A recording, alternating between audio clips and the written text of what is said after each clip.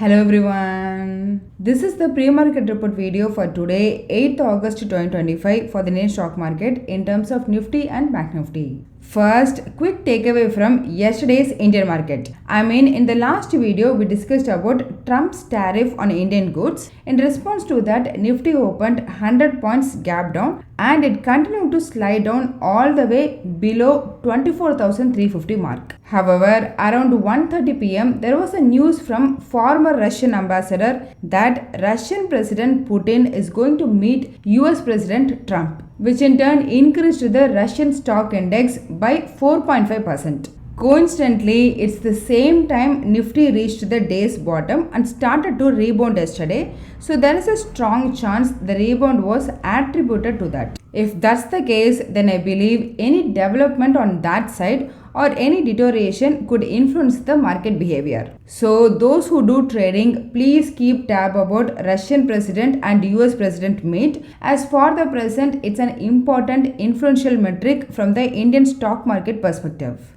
Sector-wise, most of the sectors recovered their intraday losses, with IT, media, pharma rising 0.5 to 1%. On the other hand, still defense, realty, oil and gas closed negative. Overall, the advanced return ratio was 7:9, meaning slightly more number of stocks closed negative than the stocks that closed positive. About institution, for the 14th straight day, FI was net sellers, and for the second consecutive day, the net sold for 5,000 crore rupees. On the other hand, DA net bought for massive near 11,000 crore rupees. In case of participant-wise open interest, in the index options, near 50% of the call option open interest and 31% of the put option open interest either unwound or expired due to weekly expiry, which in turn increased the overall PCR to 1.02 from 0.75 a session ago. Then regarding the positions, client having super positive stance as they are holding net 19% open interest favors the bullish position. On the other hand, FII and proprietary traders increased their negative stance, net 12.4% and 5.6% of their open interest respectively favors the bearish position. Regarding index futures, there is no major stance. If required, please pause and have a look. Still, FII holding 91% of their positions on the short side. Overall, retail traders hoping for the market to bounce back. On the other hand, both FII and proprietary traders still favoring the position on the bearish side.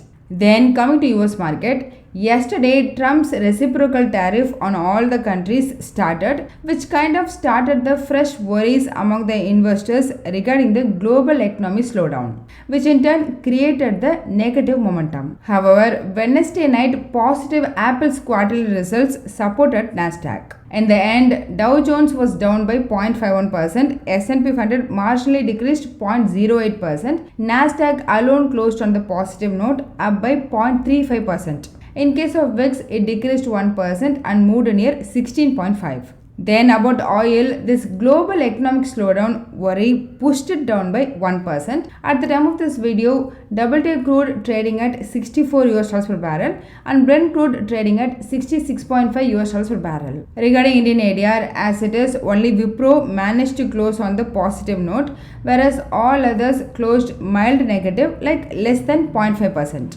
If we calculate the arbitrage, then the IT stocks got serious negative difference like 1 to 2%, whereas other stocks like banks and Reliance GDR having somewhat mild negative bias. In line with that mild negativeness, early morning today, GIFT Nifty dropped mildly and traded at 24,633. Equating that with the spot market, for now it's indicating the gap down opening of 50 points. So those were the things happened on the dollar market. Let's move to the new India related info. First, about AU Small Financial Bank. Last September, they applied RBI for the voluntary transition from a small finance bank to a universal bank, which RBI yesterday in the aftermarket hours approved it. So we could expect the stock to be on focus. Then on the results wise, Sun TV, Page Industries, LIC, Titan and Apollo Tyres released their quarterly results in the aftermarket hours. Here, as far as I know, LIC, Titan and Page Industries posted good quarterly results. On the other hand, Sun TV and Apollo Tyre profit fell compared to a year ago. Either way, we could expect all these stocks to be on focus.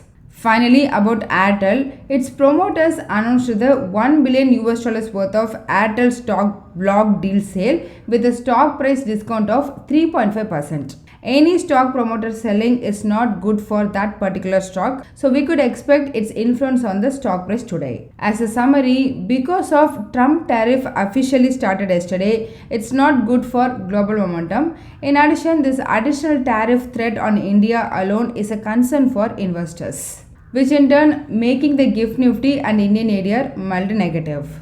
However, any further development of Trump meeting Russian president regarding the Ukraine peace deal is the welcoming news and potentially positive from the stock market perspective. Yesterday, as per stock open interest, KPIT Tech, Indus Tower, Suzlon Energy, Hutco, Ashok Leyland, Kotak Bank and Apollo Hospital are some of the 47 stocks that got an increase in open interest along with a negative close indicating the short build up. On the other hand, Eternal, Nuvama, Fortis, IEX, Delivery, Jubilant Food, Havels and RBL Bank are some of the 71 stocks that got an increase in open interest with a positive price close indicating the long build up. About the things to look out, SBI, Grasim, Siemens, InfoEdge, Voltas and Manappuram Finance are some of the 232 listed companies going to release their earnings today. And in terms of macro, before our market hours, lot of Japan related macros like June month household spendings and last Japan's interest rate decision meeting minutes are due. Then during our market hours, there is nothing that I am aware of scheduled release,